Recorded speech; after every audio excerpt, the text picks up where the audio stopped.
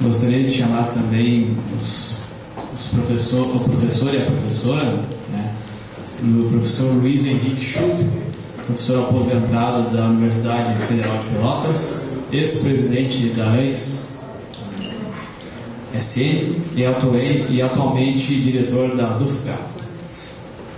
Gostaria de chamar também a colega de Colégio Técnico Industrial e também líder sindical, por que não dizer, de muitos anos, a professora Nará Quadros, do Sinazef Santa Maria. A professora Nará é da Comissão Nacional de Docente do Sinazef e do Conselho Permanente de Reconhecimento de Saberes e Competências do Ministério da Educação. Vou alertar os palestrantes, que são 2 palestrantes que estão dividindo a mesa, né?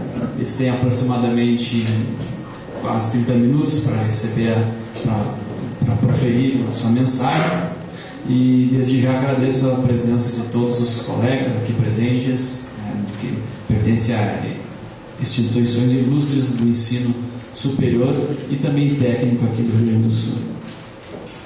Vamos começar, começar pelas damas primeiro. Então, professora Nará Quadros, seja bem-vinda. E a mesa 2, essa é a segunda mesa, né? O tema principal será discutido carreiras, 2 pontos, do ingresso à aposentadoria. Eu peço licença para falar de pé, pessoal, até porque como vai falar de carreira, tem muitos dados, né? E é interessante, para ele ficar sentado ali vai ficar ruim, tá? Então, uma boa tarde a todos e a todas, né? É um prazer estar aqui, né? E poder contribuir com a nossa carreira, com a nossa vida profissional, né? Que é uma coisa que a gente, mais do que nunca, precisa saber o que aconteceu com nós, né? Quem nós éramos, quem nós somos e para onde nós vamos. A gente vê que a educação, né, que é a força de desenvolvimento de qualquer país, e como é que ela se encontra no Brasil. E esse ator, que é o professor, que é o docente, como é que ele foi no passado, como é que ele é agora e como é que ele está sendo futuramente, como é para onde ele vai caminhar, tá, pessoal? E em cima disso aí, o que acontece, pessoal? Eu procurei trazer um material para vocês, que depois vocês podem até ter acesso, que vai pegar a nossa carreira desde o início dela. E quando é que nós iniciamos carreira? Essa é a grande pergunta que nós temos que responder. Porque se nós fizermos um recorte nos últimos 5 anos, nós vamos dizer, nós tivemos só tal e tal perda. Se nós pegarmos em 10 anos, nós já vamos ter um outro olhar. E se nós pegarmos a nossa carreira, desde a Constituição Federal, 88, que foi quando se estabeleceu que todo servidor público deveria ingressar através de concurso público, ter um plano de carreira e ser regido por um regime jurídico único. Ou seja, nós não seríamos, o servidor público não seria mais regido. Está muito alto, pessoal, desculpa. Tá? Então, baixa. Não seria mais regido, pessoal, pela CLT, e sim pelo regime jurídico nosso único.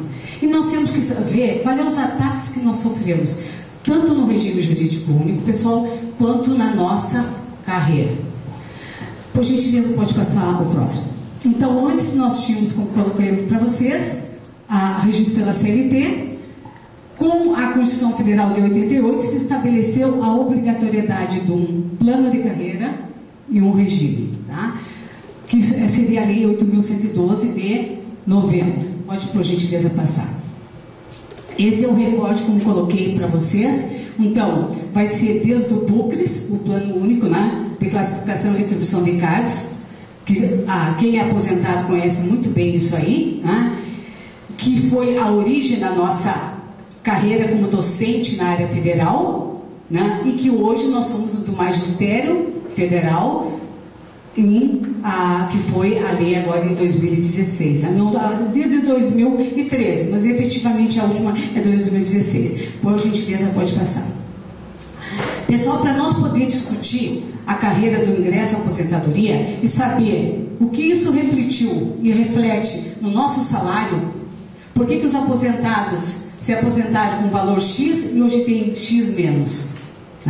Por que o professor hoje, que no passado, pelo menos quando eu entrei na área federal, foi na década de 90, se colocava que o professor universitário ganhava muito bem, ganhava até mais que um juiz federal. Hoje nós não ganhamos a metade. Por quê? O que aconteceu? É que para nós entender o nosso salário, pessoal, nós temos que entender o que aconteceu com a nossa estrutura física e o que isso reflete no salário. Por quê? Porque qualquer mudança na estrutura física da carreira, obrigatoriamente, e isso aconteceu nesses 30 anos, desde 87 até agora, com certeza diminuiu o salário dos aposentados. O sistema de ingresso também é outra variável, pessoal, que afeta muito, muito a questão salarial. Por quê? Porque a questão do sistema de ingresso, no caso do EBTT, aí já vem aquela por concurso público, tu poderia ingressar em qualquer classe, no início de qualquer classe. Vocês vão ver que hoje, nós do ensino básico e tecnológico, nós só podemos ingressar no início da classe D1. No passado, nós poderíamos entrar em qualquer classe, no início de qualquer classe. E ainda poderíamos, e aí depois vocês vão ver ali, ó, tá, mas antes vamos passar ali, o regime de trabalho. O que aconteceu com o nosso regime de trabalho? Os maiores ataques que nós sofremos, pessoal, foi no nosso regime de trabalho. Foi os maiores ataques que nós passamos, que a gente sofreu e que comprometeu, de certa forma, negativamente, muito a questão do nosso salário. Desenvolvimento na carreira, pessoal. Outro ataque enorme que nós sofremos. Por quê? Porque nós poderíamos progredir a desenvolver na carreira, no caso, por titulação, exclusivamente por titulação, e também por interstício e avaliação de desempenho. Hoje, pela Lei 13.325 e pela Lei 12.000, olha, não me recordo bem o número, é porque é muito númerozinho para guardar, pessoal. O que acontece? Hoje já houve uma alteração nesse sentido, tá? Hoje, para poder desenvolver por titulação, tá? Fazer a famoso pulinho, tu tem que ter passado pelo estágio probatório. Outra coisa importante, o sistema de aposentadoria. Né? O que alterou o sistema de aposentadoria é que no passado nós tínhamos paridade, integralidade, aqueles antigos que nem eu, com certeza ainda tem, para os novos eles consideram isso privilégio, mas eu não acho isso privilégio. Isso deveria constar até agora. Então, pessoal, só para vocês terem uma ideia, tudo isso aqui reflete no salário hoje, tanto do ativo quanto do aposentado. Passando adiante, por gentileza. Como coloquei, então, ali no PUCS, nós tínhamos uma estrutura física. Quanto à estrutura física, nós tínhamos, na verdade, 21 níveis, considerando que poderia ingressar no EBTT, no ensino de primeiro e segundo grau, até com ensino médio. Até poderia entrar aqui, tá? Porque a licenciatura curta podia entrar. Só que o quê? Considerando o que nós temos hoje, graduação, tu entraria da classe C e tu teria 13 níveis. Tá? Isso aí, em 2008, com a criação, que aí vem o que o Proifes colocou, que foi um baita avanço, a criação do ensino básico e tecnológico para nós. Teve reflexo em 2008, porque de 13 níveis nós passamos para 16. E o que isso aí reflete no salário, pessoal? Quanto mais tempo tu vai levar para chegar ao topo da tua carreira, né? Isso aí. E hoje, com as alterações no regime previdenciário, que agora não tem mais integralidade nem a paridade, a partir de 2003, realmente houve uma alteração bastante importante. Nisso aí já houve uma perda. Como eu coloquei no ingresso da carreira, né? No ingresso da carreira, tu era obrigado a também ter curso de licenciatura ou esquema. Isso já alterou totalmente. A transferência não existe mais. E o sistema de movimentação era, no caso, a distribuição e remoção. Por gentileza, pode passar. Vou procurar ser um pouco mais rápido, tá, pessoal? Aqui, pessoal, que eu queria colocar para vocês, regime de trabalho. Quando iniciou a nossa carreira, a carreira de um juiz federal, vou colocar juiz porque já que eles estão em foco, né? Sofre tantas alterações negativas? Eu não enxergo. O único profissional que eu vejo sofrer alterações radicais e negativas, a meu critério, é nós. Por quê, pessoal?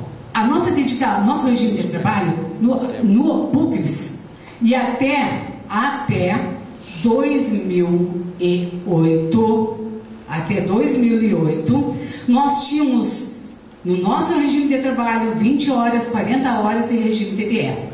E tínhamos 100% sobre o regime de 20 horas para o 40 horas e 55% quem tinha DE sobre o regime de 40 horas. Ou seja, nós tínhamos 155% sobre o regime de DE. E se vocês olharem hoje houve uma alteração bastante grande, porque nós temos sobre o regime de 40 horas, hoje é 39,59% sobre o regime de 20 horas. Que no passado era, onde é que era? 100%. Né? Então vocês veem que aí, gente, já houve, e dizem que a educação foi valorizada. Né? No caso da dedicação exclusiva, nós temos 99,22% sobre o regime de 20 horas. Nós não ganhamos nem sobre o regime de 40 do passado, gente. E aí vem no final, eu vou colocar para vocês o requerimento que a gente está solicitando, e quer entrar com esse documento no MPOD, solicitando exatamente que seja valorizado o nosso regime de trabalho. Nós temos com muitos servidores, muitos docentes, com PAD. Por quê? Porque simplesmente não tem a dedicação exclusiva, como não recebe para aquilo, se compromete até fazendo outros trabalhos. Vem cá, se nós exigem de nós uma dedicação exclusiva, a valoração dela não já existe mais. Pessoal, então na questão do regime de trabalho, houve um ataque muito grande nesses 30 anos e acabou no que nós temos hoje. Desenvolvimento na carreira. Nós tínhamos intertício, então, por 24 meses e, como eu falei para vocês, a progressão exclusivamente por titulação e desempenho acadêmico, ou a intertício e a desempenho acadêmico. Outro fato importante aqui, pessoal, pode passar adiante, tá? Antes nós tínhamos database, que na Constituição Federal, para a grande maioria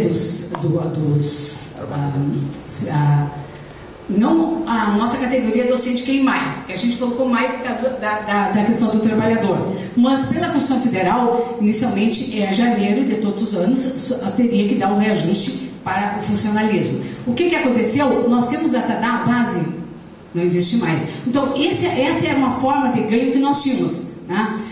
Outra coisa bem importante, a nossa estrutura remuneratória, pessoal, até 2008, ela era uma estrutura que ela tinha um valor fixo para a classe inicial. E depois, no desenvolvimento da carreira, ela tinha steps, que variava de 5, 6, 10 e 20% na última classe. Isso aí, pessoal, acabou em 2008. Tá? Nós tínhamos acréscimos por titulação, tem um errinho lá no R, né? Por titulação, que era com percentuais. E em 2008 ficou uma sopa de letrinhas. Nós tínhamos a famosa GAI, gratificação de atividade executiva, 160% sobre o vencimento básico.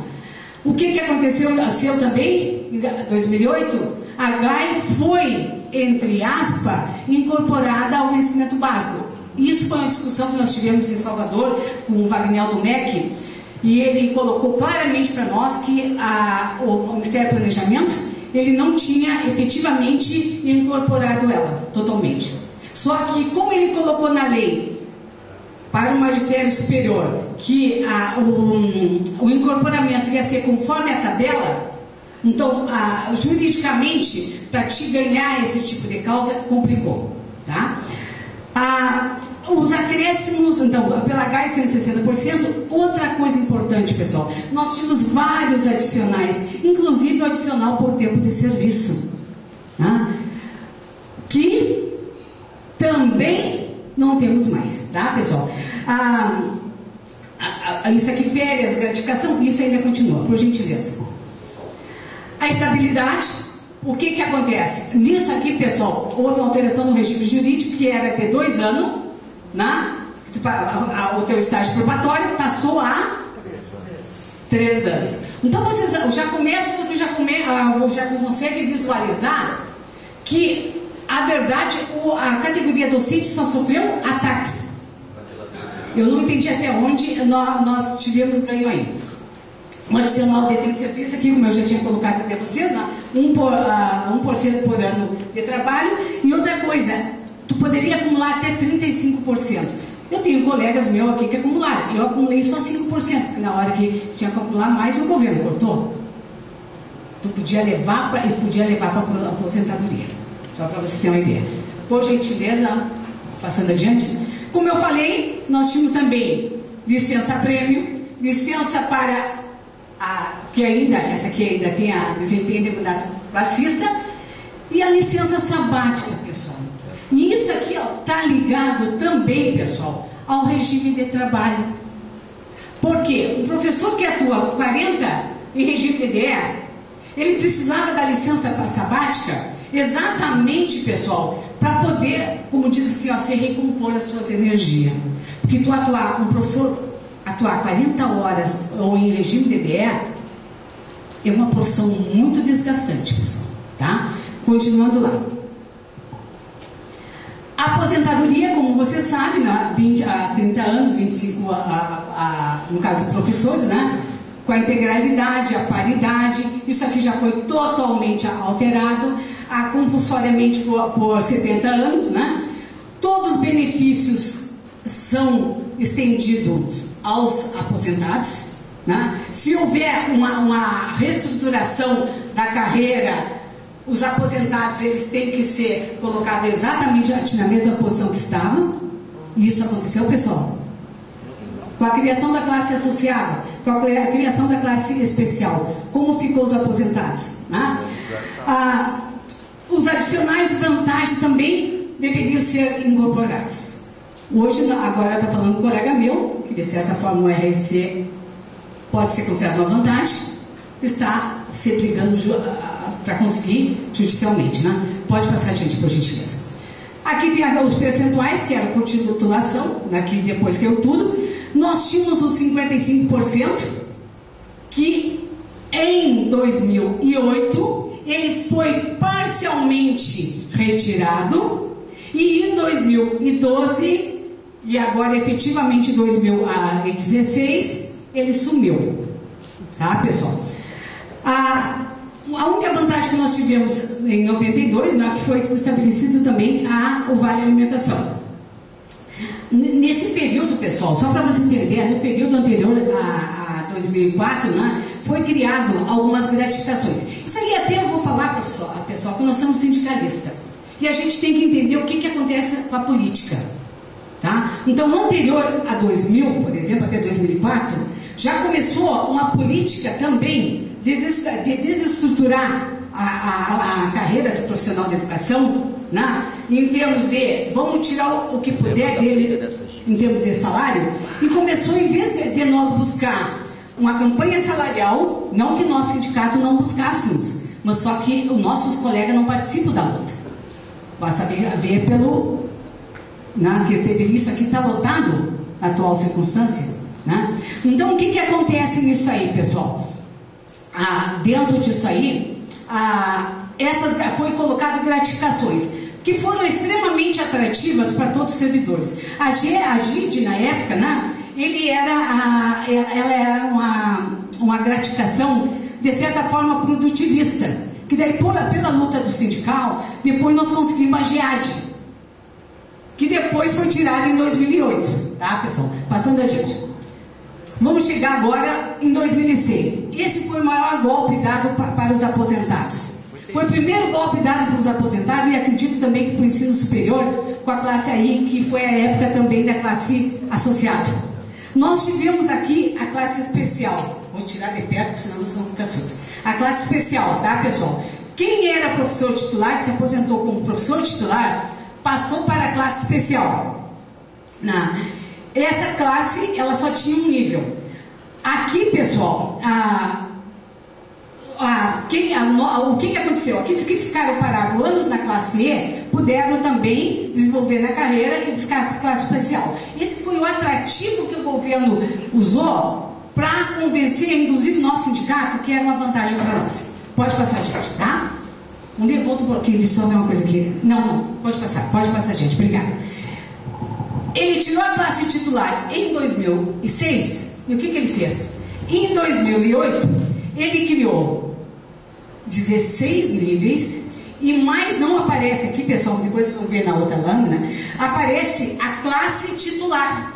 Só que essa classe titular criada em 2008 para nós, ele não precisava de regulamentação.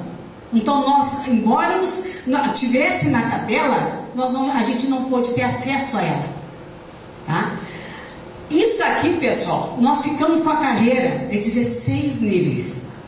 E a proposta que já se tinha era para ir para 21. Ou seja, já estava dentro daquela política que vamos pegar, demorar para o pessoal chegar no topo, para a hora da aposentadoria o salário está menor, porque ele estaria, a partir de 2003, o pessoal seria pela média das 80 maiores remunerações, né? Hoje é morto, né? Hoje é morto. Hoje já está morto, né? Passa adiante, por gentileza, para mim. Aqui, então o que nós perdemos em 2008, Pedro? Vantagem, as VPI, que se transformaram, que antes nós tínhamos os adicionais se transformaram em VPI, gratificação da atividade executiva, pessoal. Essa foi um tiro em cima de nós. A GEAD, a DE, ela deixa de ser incorporado, a gente já estava GEAD. Aumenta, outra coisa importante, isso eu discuti com o pessoal do PROIFS. Eles nos disseram que o EBTT, para nós no ensino básico, o ensino de primeiro e segundo grau, tinha sido uma vantagem. Quando nós éramos de ensino de primeiro e segundo grau, a principal função era ensino. Como EBTT, nós somos obrigados a atuar em todas as modalidades, desde a alfabetização até a pós-graduação, e também atuar com ensino, pesquisa, extensão e índices sociais. Aumentou as atribuições do professor do EBTT. Aqui eu estou falando em termos de EBTT, tá, pessoal? Houve um aumento na estrutura física da carreira. E os aposentados que estavam na classe especial, eles criaram daí, a classe especial se tornou classe D4. E se criou a classe D5, 1, 2 e 3. Aí, os aposentados caíram 3 degraus, pessoal. Sabe o que é isso? Tá? Continua lá. Então ali, ó, também com a criação, pessoal, bem depois, isso aí nós tivemos em 2012, né? Através de muita luta, nós conseguimos, porque houve muitos embates, a retomar, pessoal, os 13 níveis. Que já a tendência era nós ir para 21, né? Nós baixamos de volta para os 13 níveis. Uma outra questão, lá em 2008, nós tínhamos também a progressão era 18 meses, o magistério superior era 24, mas nós era 18. Com a lei 2.772 de 2012, né, o que aconteceu? Passou novamente a 24 meses. Ou seja, o pequeno ganho que nós tínhamos obtido, nós perdemos aí. Foi criado o RSC. Gente, eu estive e foi criado o CPRSC, Conselho Permanente de Reconhecimento de Saberes e Competências dentro do MEC, no qual eu faço parte. Agora, eu sou contra o RSC, sempre fui, mas sempre estive na linha de frente para efetivar, porque como líder sindical, a minha obrigação, existe um direito, cumpra-se. Tá, pessoal? O que seria esse RSC? Pessoal que é graduado ganha como especialista, especialista como mestre, mestre como doutor e assim por diante. objetivo do RSC, ele tem um objetivo muito nobre, muito bonito, e eu concordava até dentro dessa, né, com essa tese, até se concordava, que era para aqueles professores que ficaram na carreira anos, e não conseguiram ter acesso a uma pós-graduação. Só que, no momento que a gente foi lá para o CPRC, começou aquele embate, e no embate foi o trem da alegria. Tá, pessoal? No embate, quem só ficou fora? Aqueles para quem foi criado o RSC, que eram aqueles que eram tidos na carreira. E daí, sabe quem é que ganhou o RSC? Quem entrou hoje, amanhã está com o RSC. Isso aí, dentro da universidade, pessoal, isso aí eu só vou colocar agora, se vocês me permitem, só para mostrar que a gente tem que ter garra. A nossa universidade tem a carreira do magistério superior e EBTT. Vocês já viram conseguir aprovar no CEP a resolução do RSC? A facilidade?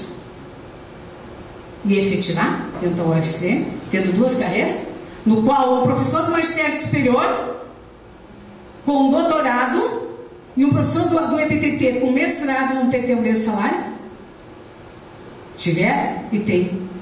Então vocês veem que a gente tem que ter muita garra, né, pessoal? Ser bastante guerreiro. Mas é um direito. É uma política de precarização? Não discuto. Mas efetivamente existia, se for uma política de campanha eleitoral, não interessa. Nós tínhamos que aplicar. Seguindo adiante, por gentileza. Pessoal, e daí nós temos, foi criado daí a carreira do magistério federal. Na carreira do magistério federal, nós temos a carreira do ensino superior e do ensino básico tecnológico. Tá? Com isso, pessoal, nós passamos a ter 13 níveis e também tem a classe titular. Então, o EBTT tem classe titular nível 1. Diferente um pouquinho do magistério superior, que vocês depois, com certeza, o professor vai colocar. Tá, pessoal? Tá, mas só para mostrar para vocês aqui, ó. Os professores, que os aposentados, eles estavam aqui, ó. Certo? Eles eram no topo da carreira, eles estavam aqui. Quantos degraus eles caíram? Entenderam, pessoal? Então está explicado por quê. Olha a quantidade. Por quê, pessoal? Aquilo que eu mostrei no início. Se tu mexe na estrutura física, tu derruba os aposentados. Então isso é uma coisa que eu tenho frisado muito, pessoal. Nós não podemos deixar mexer na estrutura física da nossa carreira. É 13 níveis e ponto. Sob pena de nos comprometer todas aquelas pessoas que fizeram nossa carreira. Tá, pessoal? Dando prosseguimento. A lei aqui veio a regulamentar principalmente o CPRSC, para nós do EBTT, para o superior teve outras objetivos, né? E também aqui, pessoal, depois nós temos a lei 13.325, que é a que nós temos atual, de 2016, que o objetivo, segundo o senhor Proifes, né, que eu não comungo, era uma linha única na tabela, né? Uma linha única, voltar a ter os STEPs. Por quê? Porque em 2008 a carreira nessa reestruturação que teve, os STEPs desapareceram, os percentuais todos desapareceram, sob titulação também desapareceram, e nós não se tem como saber como é que eles colocaram aqueles valores na tabela. Eram valores que se tornaram atrativos para quem era doutor. Inclusive, nesses embates em Brasília, muitas vezes eu fui chamada de louca, porque eu era contra a tabela em 2008. E como eu era doutora, logicamente os doutores estavam com o salário lá em cima. Tá, pessoal? Então, o que acontece aqui, pessoal? Já estou acabando. Nessa estruturação da Lei 3.325, ela vai ocorrer em 3 etapas. 2017, 18 e 2019, que era aquilo que eles queriam transferir para 2020, o fechamento dela, tá? Buscou, segundo o Proifes, uma harmonização da estrutura salarial com o STEP de 4%. Realmente, você voltou a buscar aquilo que nós tínhamos lá na origem da nossa carreira, que era o STEP. Isso buscou. Mas a que preço, pessoal? Passa adiante para nós, para você ter uma ideia. Pode passar adiante. Aqui, pessoal, pode passar adiante. Tá? Já 2013 e agora para 2016, pessoal, foi criado, além da classe titular para nós, foi criado também o cargo livre, né, cargo isolado de professor titular, onde foram criadas 450 e poucas vagas. Não tem, eu pensei, não tem aqui nos dados aqui, pessoal, para o cargo livre de professor titular. Só que até agora, nenhuma instituição federal do EBTT abriu uma vaga. Ou seja, foi só no papel, tá, pessoal?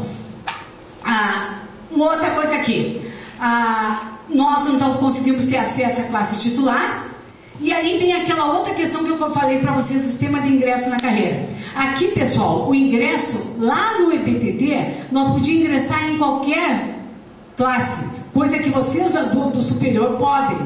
Você pode fazer concurso para adjunto, pode fazer para associado. Nós não podemos. Nós temos que ser lá no início, pessoal. Então vocês veem que nós tivemos também no sistema de ingresso na carreira, nós tivemos uma perda assim enorme, tá? Outra coisa, aqui o intertício também passou a 24 meses, né?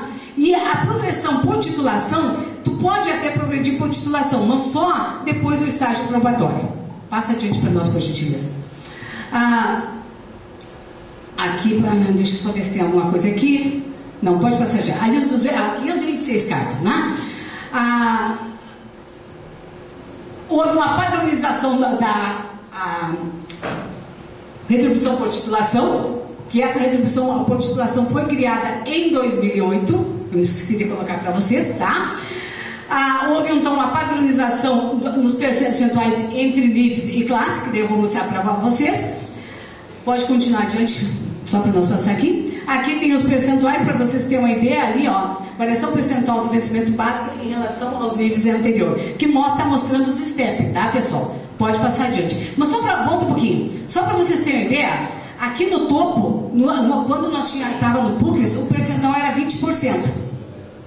Para quanto é que está aqui no topo? 10%. Tá? Era 5%, 6%, 10% e 20% na última classe. Já houve uma redução naquele anterior ali que eu mostrei para vocês, tá?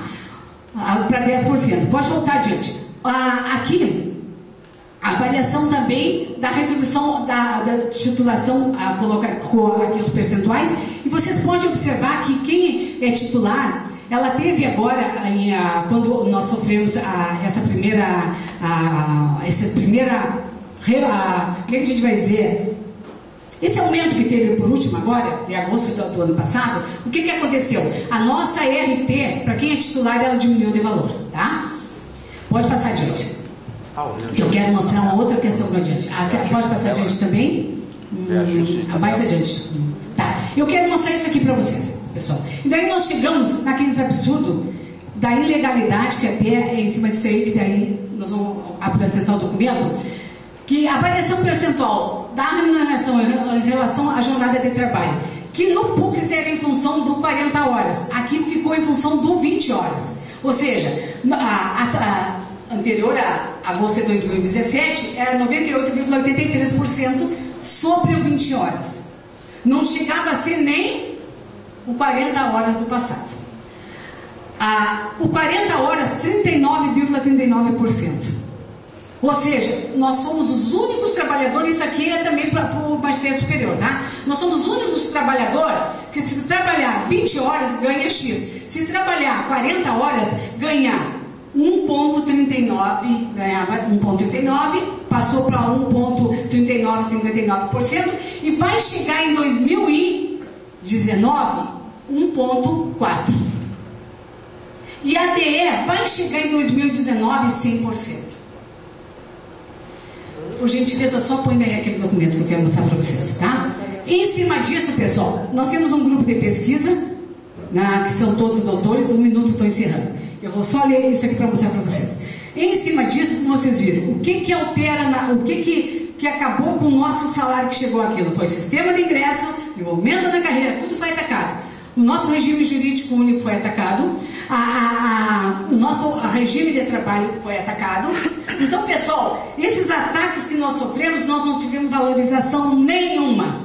Se alguém me diz aqui, como eu já ouvi dizer, quando eu entrei, eu ganhava 4 mil, hoje eu ganho coisa. Mas computa que tu fez mestrado, tu fez doutorado, é diferente. Tá, pessoal?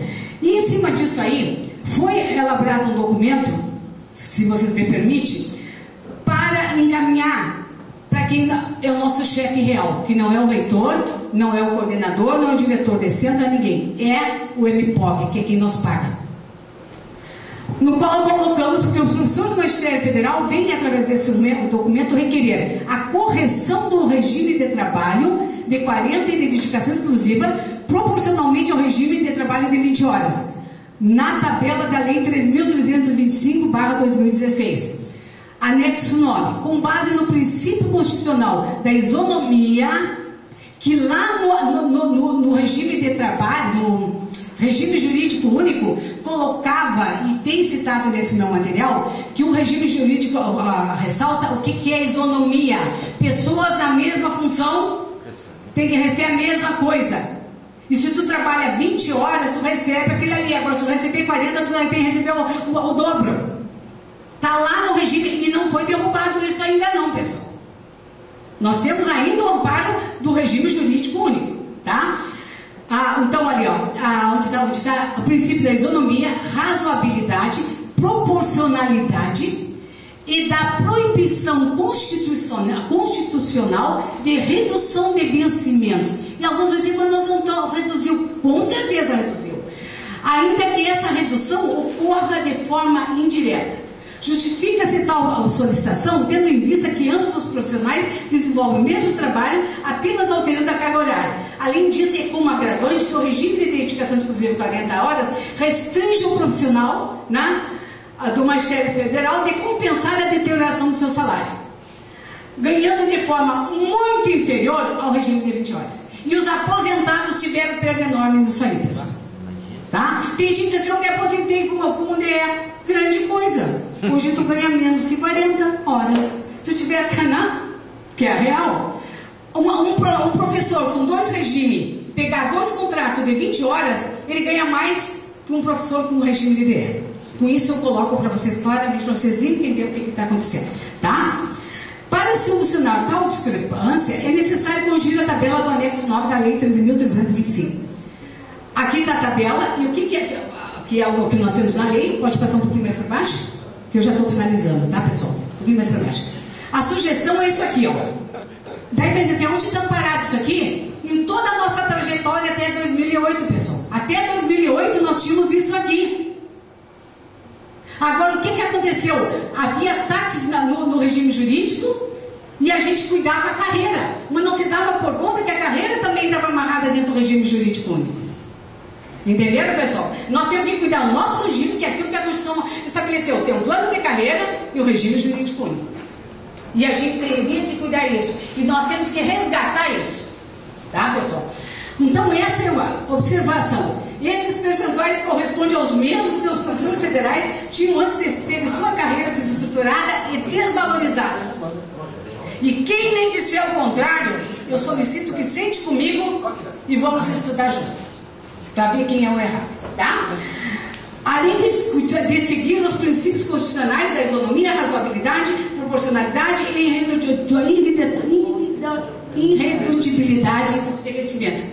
Só um pouquinho mais baixo, fechei.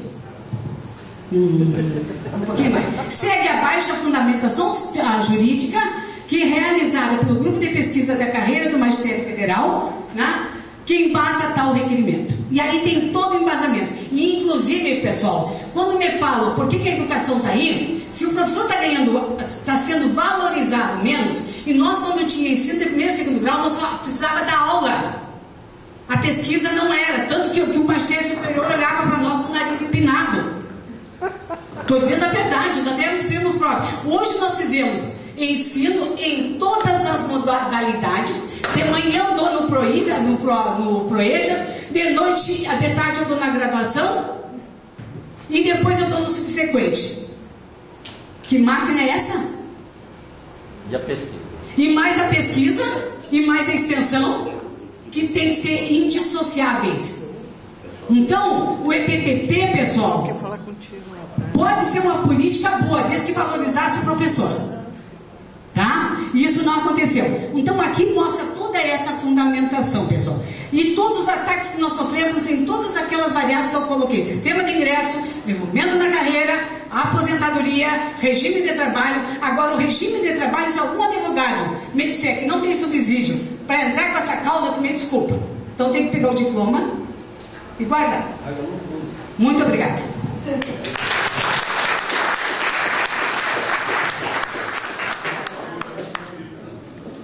Ricardo botou isso aqui no meio para mim não poder conversar com o Chico. Obrigado, professora Nará. Agora passando a palavra para o professor Luiz Henrique Schuch, professor aposentado da Universidade Federal de Pelotas e ex-presidente da ANS, e atualmente diretor da DUFPEL.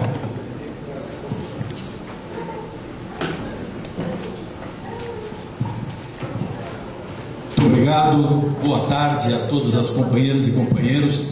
Satisfação estar novamente aqui em Santa Maria e vamos logo começar em matéria. Me referindo logo e agradecendo as contribuições da professora Magali, inclusive eu vou iniciar por aí, mas registrando que eu estava em Montevidéu naquele, até me emociono, fatídico julho de 1973. Bom, vou iniciar com a professora Magali dizendo que, quando ela pergunta quais são as nossas aspirações, afinal, que se faziam a pergunta lá quando via tudo fechado na frente. Quais são as nossas aspirações, afinal? Então eu vou fazer uma opção de trabalho aqui, reflexivo nesse momento, contando com todos vocês, talvez com o objetivo de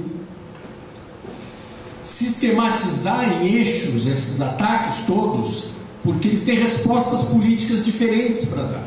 Nós temos aliados e parceiros e parcerias para construir, distintos e distintas, se nós compreendermos bem o motivo do ataque e por onde ele vem, para reagir contra eles. É preciso entender isso para fazer a construção da reforma ou da revolução, como quisermos nos colocar. E eu optei um pouco por essa linha, porque o que nós temos sido acusados muitas vezes, especialmente quando reúne muitos aposentados, que a gente passou tanto perrengue, toma tanta paulada, que fica o resultado acaba sendo uma espécie de um grande murmúrio meio amorfo, né, de reclamação. E aí nós não estamos, talvez, contribuindo com todo o instrumental necessário para fazer a luta de reversão, perceber o porquê, de onde vem cada um desses ataques. E eu digo, quais são as nossas aspirações, aproveitando a provocação da companheira, pensando na nossa aspiração pessoal e de grupo, quando eu quero ser professor de um ente público chamado Educação Federal, mas acho que é bom nós refletirmos também em quais são as nossas, entre aspas, aspirações, de quem deseja, organiza, coloca a possibilidade histórica concreta de existir o ensino público federal. E isso pode ser setores, parcelas da sociedade, pode ser setores, parcelas da burocracia, da elite. E eu digo que aí começa o nosso grande desafio. E aparece de alguma maneira aqui nessa discussão, carreira do primeiro e segundo grau, carreira BTT, carreira do terceiro grau. Nós viemos de aspirações tão diversas, tão radicalmente distintas, como uma aspiração de elite iluminista do século XVII, XVIII, no renascentismo, quando veio a família real para o Brasil e começa a se estruturar. Aí vem qual é o modelo francês, aí tem a cátedra vitalícia do todo iluminado, que vai tratar com conhecimento que não é acessível para a sociedade. De alguma maneira isso está na matriz tardia do ensino federal brasileiro, que envolve a nossa carreira. Essa é uma matriz no extremo radical, né, do elitismo, né, que foi abordada em Córdoba, né, um dos temas do movimento revolucionário da Universidade Latino-Americana de Córdoba, que está completando 100 anos, foi acabar com a ideia iluminista, né, elitista da cátedra vitalícia. Eu andei pesquisando esses dias agora e encontrei, para nós bem mais recentemente, no final dos anos 50 e início dos anos 80, nós aprendemos a nos comunicar com as chamadas reformas de base, reformas estruturantes de base, né? Um pouco Darcy Ribeiro, mas mais Anísio Teixeira. Você sabe, naquele documento famoso da Central do Brasil, que o Jango leu antes de cair, que os militares... Ele tinha 2 grandes tópicos a respeito da educação, como os tópicos prioritários das reformas de base para o Brasil. Um deles, zerar o analfabetismo, universalizar a alfabetização dos brasileiros. O segundo, acabar com a cátedra vitalícia. O que é a cátedra vitalícia naquele momento? É a carreira docente, iluminista, francesa, né, que inspirava a organização dos quadros de pessoal das universidades. Que universidade? Para responder a que aspiração social? Certamente de uma elite muito localizada, né, que via um espaço de ascensão dela, não de uma nação com determinados predicados que foram aqueles que foram colocados aqui para o Uruguai e servem para nós também. Eu peguei um outro exemplo do quão são distintas as aspirações em termos de carreira, porque são aspirações distintas enquanto instituição e porque são aspirações distintas enquanto resultado social dessa instituição, que nos colocam juntos agora. Sabe o que eu peguei? Eu peguei alguns elementos históricos que foram talvez o primeiro grande organizador do ensino básico federal, que foram os patronatos, né? Os patronatos foram aquela matriz. E eu achei uma frase, um dos primeiros condes ou viscondes ou coronéis que assessorava o ministro da época e justificava a necessidade de construir uma rede federal, estadual federal, era meio ambíguo na época, de patronatos, e ele dizia, vejam a aspiração que está por trás disso e que profissional, portanto, que carreira docente estaria por trás dessa aspiração. Ele dizia lá: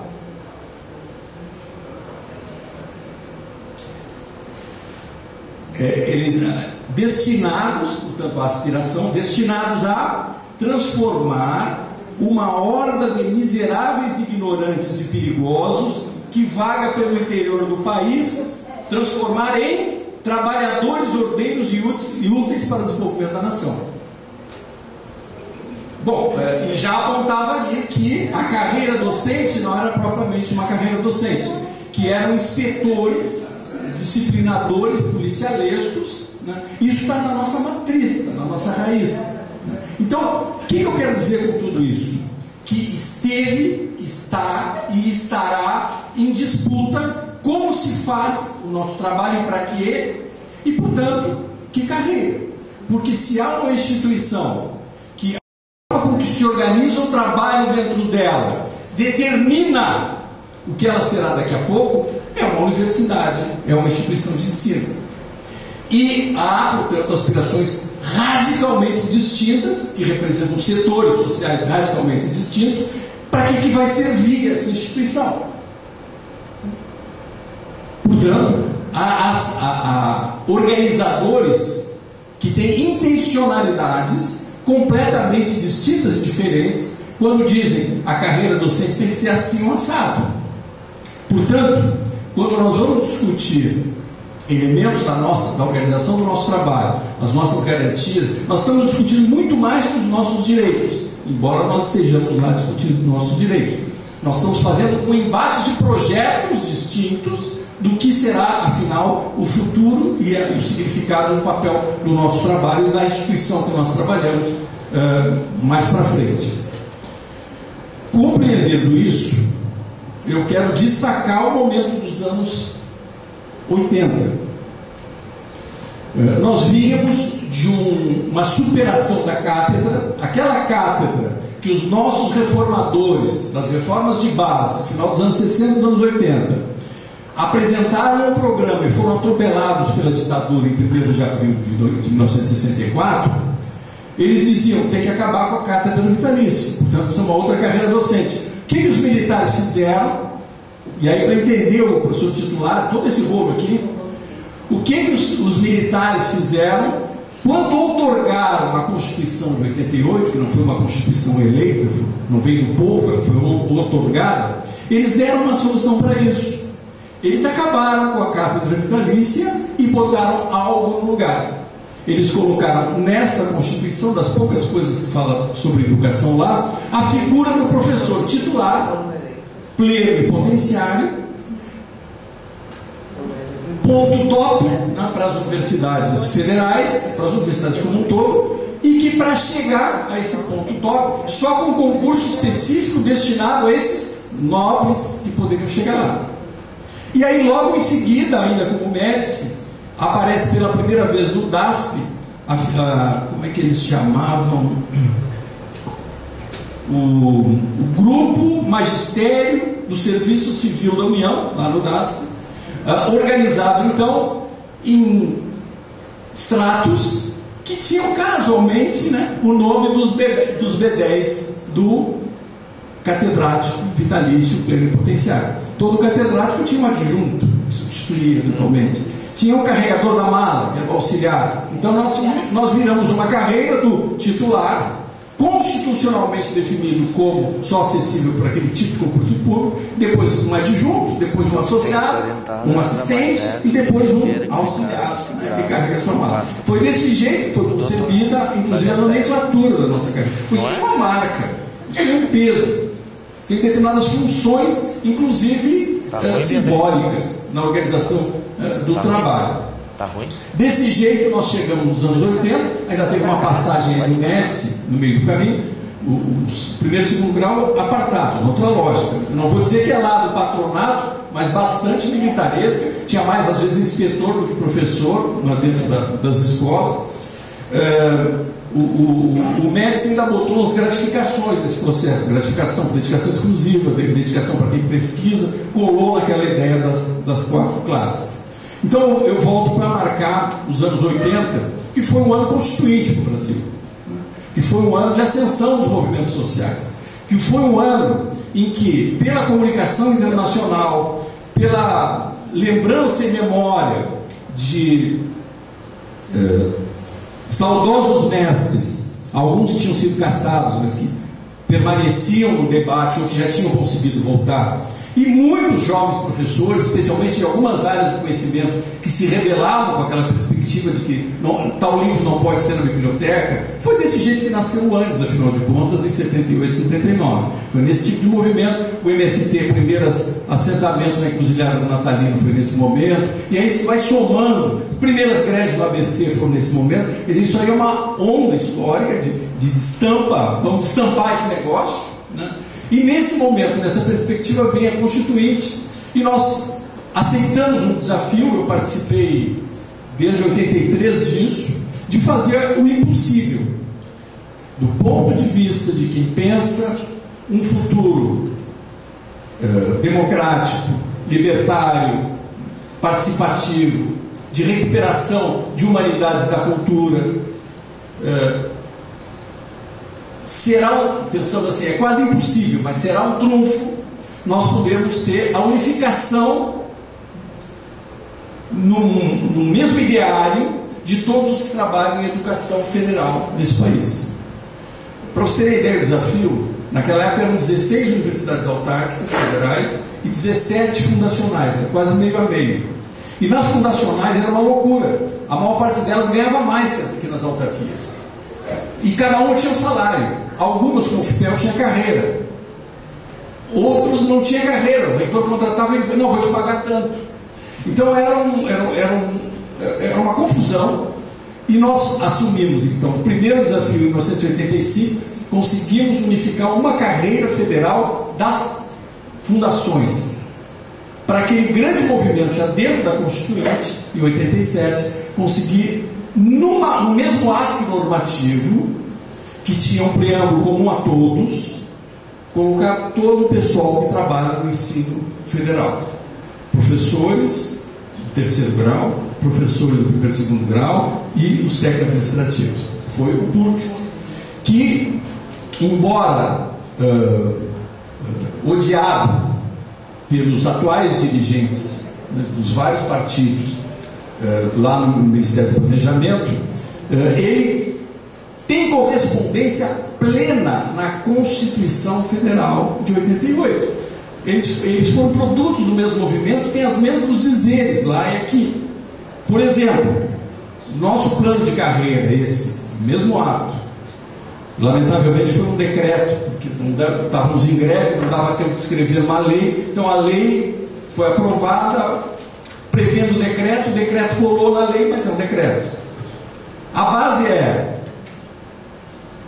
a gestão, a organização, o desenvolvimento do pessoal do ensino superior federal, ele será feito no âmbito da autonomia das instituições.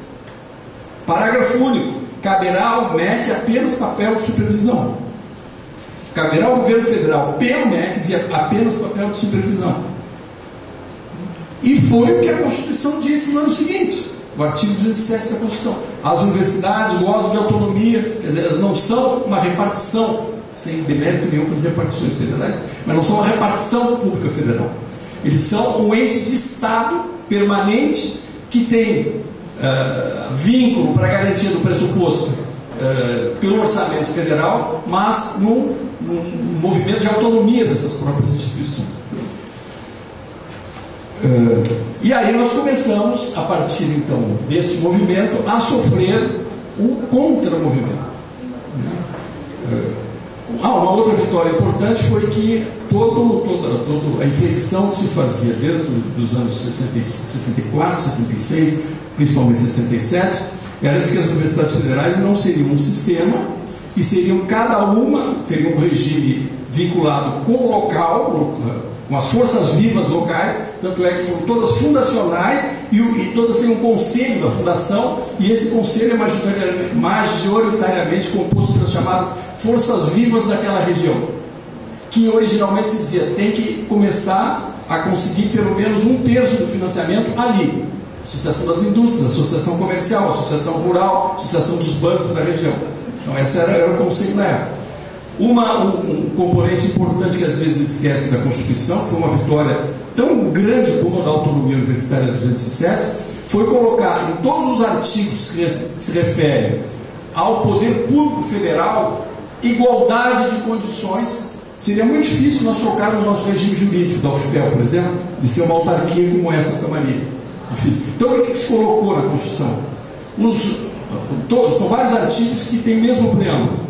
Os órgãos da administração direta, autárquica e fundacional têm aí todos os mesmos direitos e deveres. Então igualou para todos os efeitos e unificou esse processo. Bom, vou adiante agora para o ponto mais operacional, vamos dizer assim, no sentido de iluminar para que se tenha um plano de lutas mais consequente, menos amorfo, assim, de um rancor, de um ruído de reclamação amorfo, tentar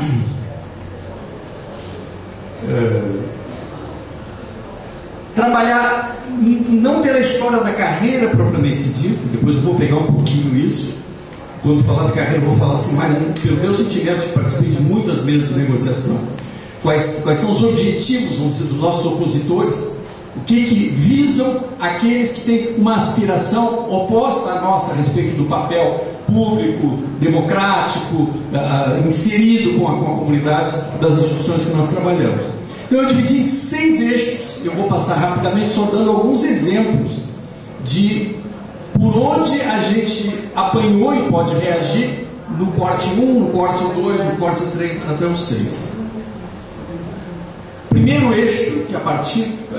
a gente tem que lembrar o seguinte: nós estávamos aqui fazendo esse estampar de movimentos sociais, assumindo protagonismo, conseguindo interferir na Constituinte, etc. Muito negociada, muito mediada, mas no mesmo período histórico, que inclusive com a presença de brasileiros, se discutia o chamado Consenso de Washington no Hemisfério Norte. Foi no mesmo período. O fulcro do Consenso de Washington foi 86, 87, 88, 89, no mesmo período que a gente estava aprovando aqui a Constituinte. E eu lembro que um conterrâneo nosso, Jorge Gerdau, foi o primeiro que eu ouvi. Acho que tinha passado uma semana Eu não sei se é conterrâneo nosso aqui do Brasil ou lá da Alemanha. Ele é o grande líder do movimento liberal dos empresários em determinado momento aqui, o Instituto Liberal criado aqui, depois passou para São Paulo, aí tem extensão na comunicação, na grande imprensa, etc.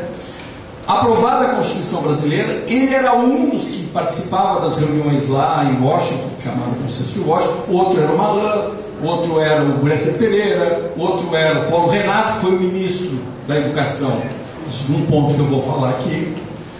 O Gerdau declarou peremptoriamente, saiu na Folha de São Paulo, uma semana depois, esta Constituição vai durar pouco. Ele sabia do que estava falando pelos vasos comunicantes que ele estava tendo com esse outro movimento internacional que deu em Davos. E é isso que a gente tem hoje. A financiarização, tudo bolsificado.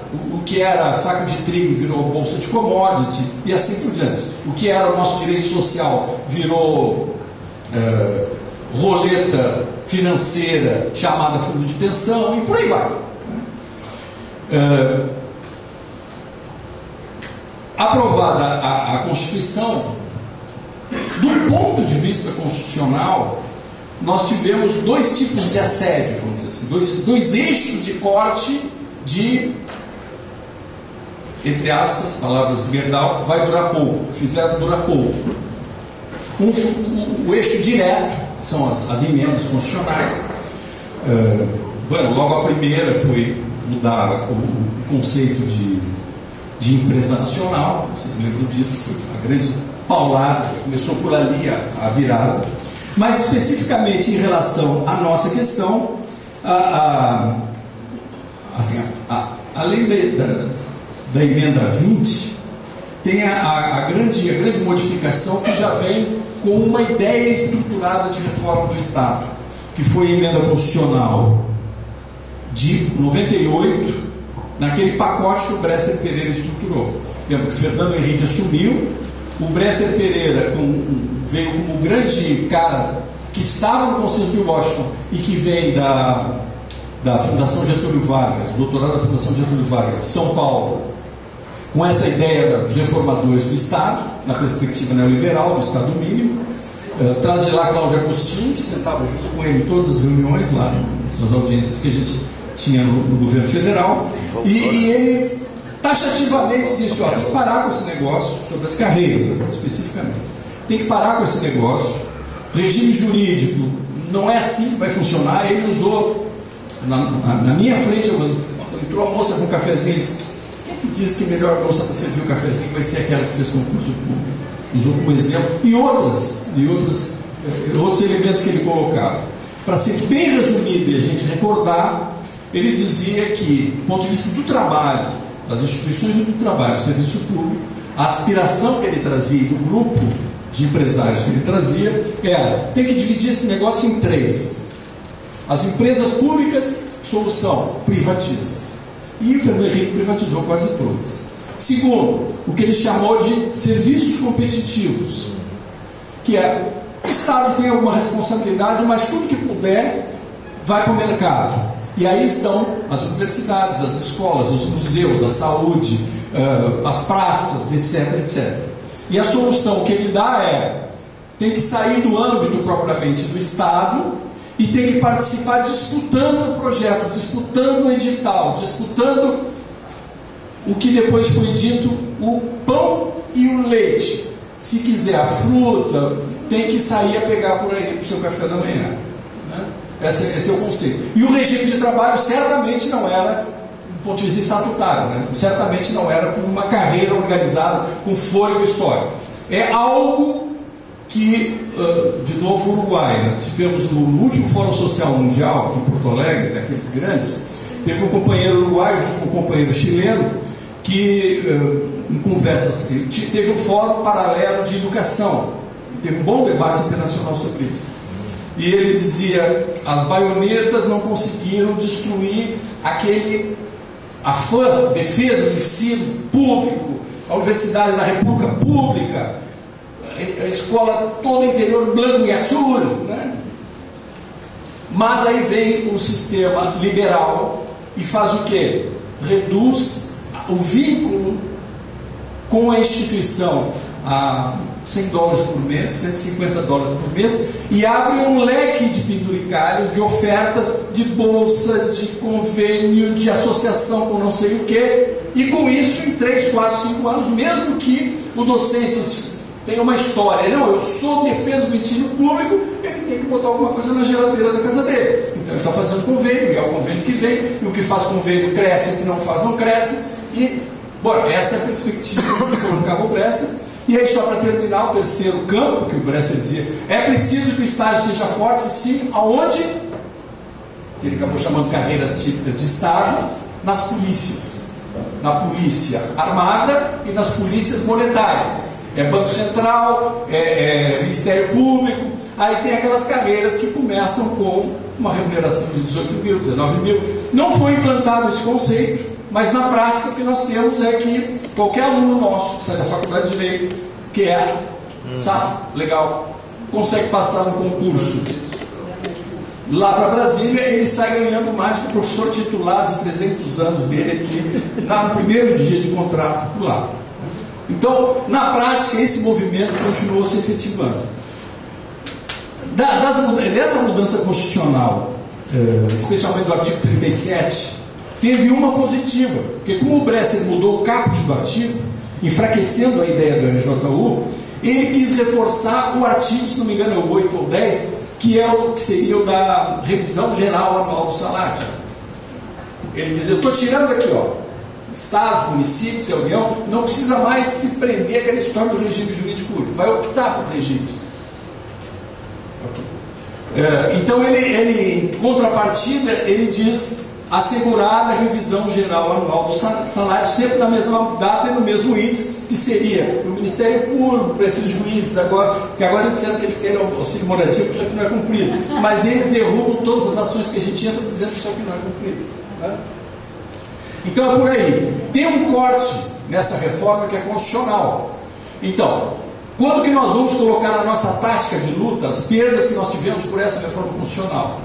Aí nós vamos ter que medir, cadê a nossa perna, tem clima, não tem clima, que eles não são os nossos parceiros, e não adianta pensar que nós vamos resolver esse tipo de perda botando artigo na carreira, que não vamos. Segundo eixo, segundo corte, que eu acho que é muito grave, e que agora com a experiência recente de ontem, dessa semana do Supremo, a gente vê como é que as coisas funcionam, que os juristas costumam, talvez venha isso amanhã, na mesa de amanhã, que vai ter advogado aqui, eles costumam chamar de mutação constitucional branda. O que é a mutação constitucional branda?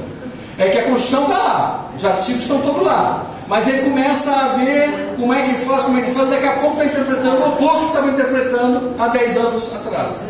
Por exemplo, a questão sindical.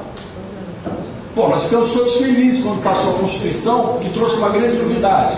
Diz lá, nós temos autonomia sindical, de organização sindical. Putz, conseguimos. Aí, isso aí no primeiro ano depois da Constituição, ninguém tinha dúvida. 10 anos depois começaram a haver as ações e o cartório venceu, porque dizia lá também que tem que ter o registro sindical. Bom, se tem que ter o registro sindical, tem que ter, bom, o que vale não é mais autonomia, é a unicidade sindical, porque o cartório é que está em primazia. Para nós teve várias questões, eu anotei algumas aqui.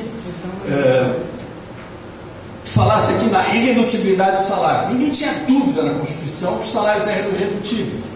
Aí eles começaram a dizer, é irredutibilidade do valor nominal. Aí cria o VPNI. O VPNI não corrige com a inflação. Então, olha como é que a mutação constitucional branda vai acontecendo. Quando passou a Constituição, nós não tínhamos dúvida que o direito adquirido é respeitado.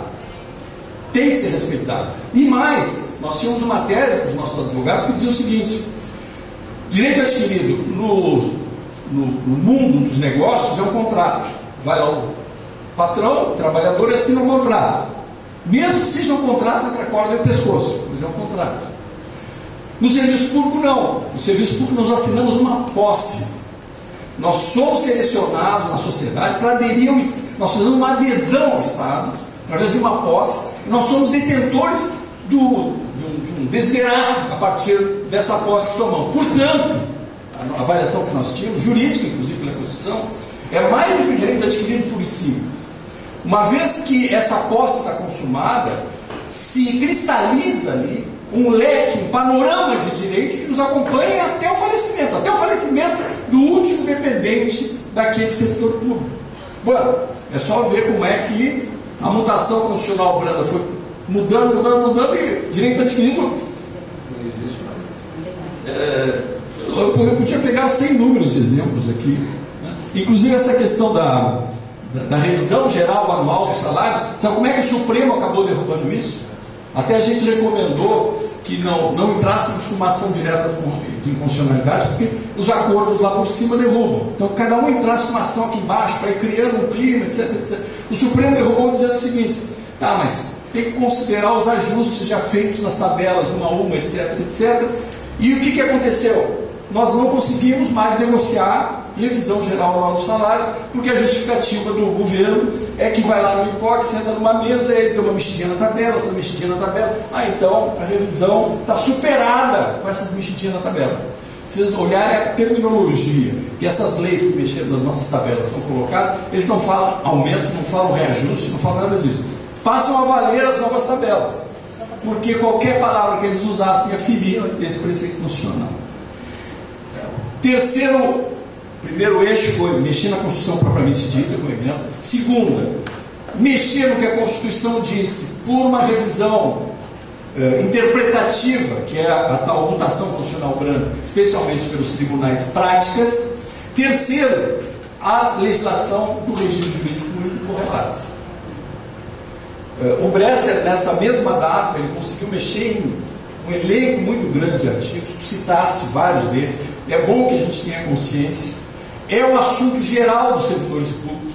Nós temos muito caro aquela cacetada para os aposentados, dos artigos 192 e 193, né, que aposentava na classe imediatamente superior ou com a diferença da classe, aposentava incorporando as gratificações incorporadas, etc. Isso caiu na legislação, eles não conseguiram tirar para trás. Nós entramos com ações de baixo para cima. Teve de tudo no país. Alguns ainda mantêm, especialmente pela forma como foi escrito o ato da sua aposentadoria, não propriamente pelo princípio, né? E aí tem um elenco, valeria a pena recuperar.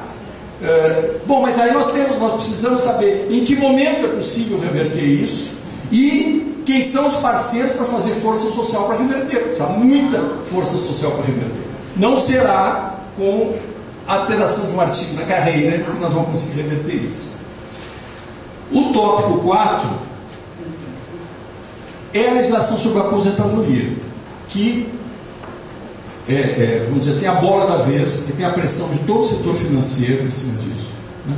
Eles estão de olho, eles sabem que tem uma bolha no mundo hoje de valor simbólico, que essa bolha pode explodir.